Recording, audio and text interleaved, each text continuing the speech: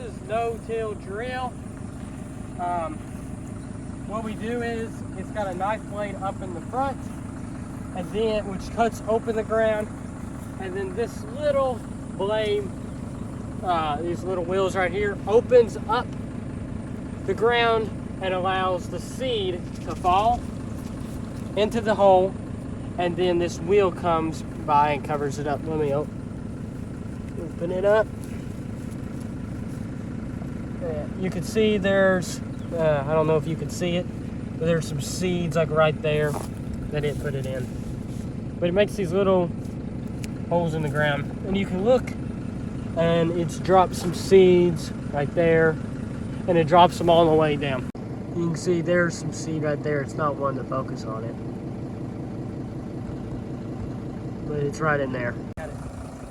So the way this runs, it doesn't run off a PPO. You use your hydraulics, and it picks it up and therefore takes it out of the ground whenever you don't want to use it. But when you're wanting to use it, you set it down, it puts it into the ground, and then as your wheel turns, it turns this wheel, which then runs your seed. This wheel right here. And you pick it up and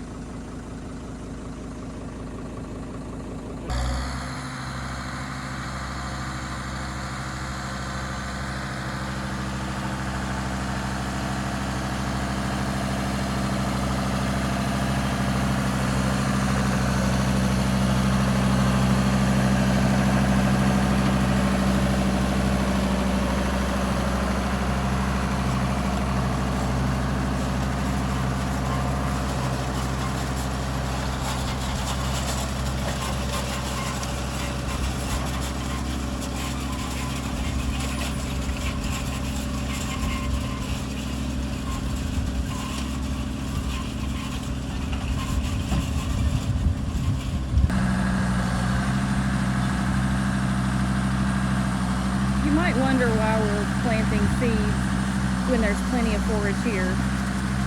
The plants that are here, some of them are undesirable. Some of the tall stuff, like the Johnson grass, is at the end of its life cycle, so it won't be here over the winter.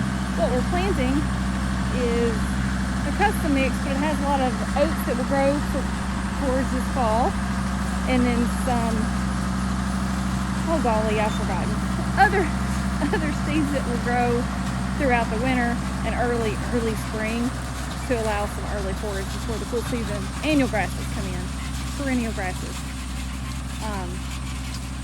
So this is just extending our forage days by putting these seeds in this existing pasture. Of course, they're annuals, and it just allows our cows to stay off hay bales for more days than they would have otherwise. After Dean finishes seeding this field, we will turn some cows in here to keep the forage clipped off so that when the seeds do begin to sprout and grow, that the existing forage won't compete with the new seedling, and that it will have plenty of opportunity to grow.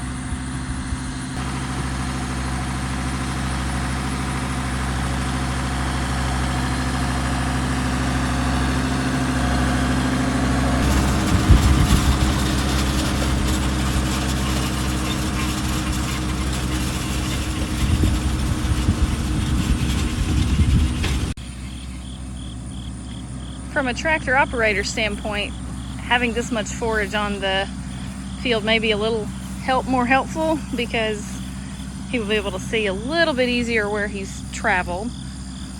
But there's a fine line between having too much so that it's not wasted, because the tractor and the seed drill do knock and push a lot of it down. So if it were much thicker than this, we would want to graze it before we actually ran the seed drill on it. And we do it both ways, depending on the field and what we need management wise. But you can kind of see the lines. I have yet to see any seed in those little tracks, but it's in there. And we'll definitely see seedlings in a few weeks, and we'll know that we planted it correctly. As Dean turns that corner there, you will see he has the challenge of getting it lined up, not overlapping where he has already seeded, and missing the trees.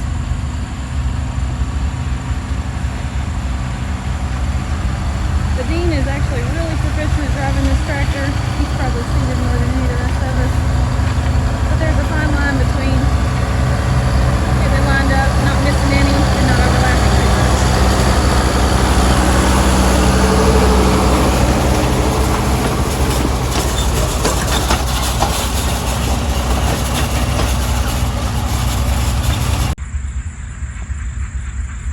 Here near these trees where the cows have congregated a lot when they pastured in this field, there's some manure, and you can see the seed went in the ground really well. But because of this manure pat, the seed didn't actually get covered up like it's supposed to. But there it is, and there goes a spider.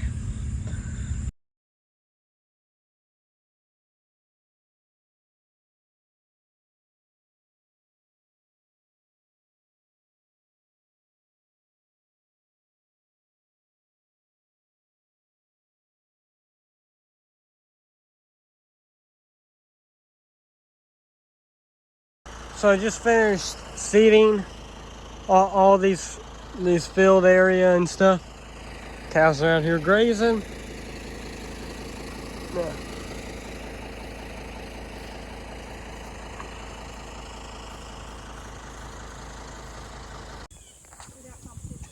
So I finished, this is a couple days later after I finished seeding, and we're gonna leave the cows in this field a little bit longer. So they can eat down the competition for the new seed that will be sprouting here pretty soon.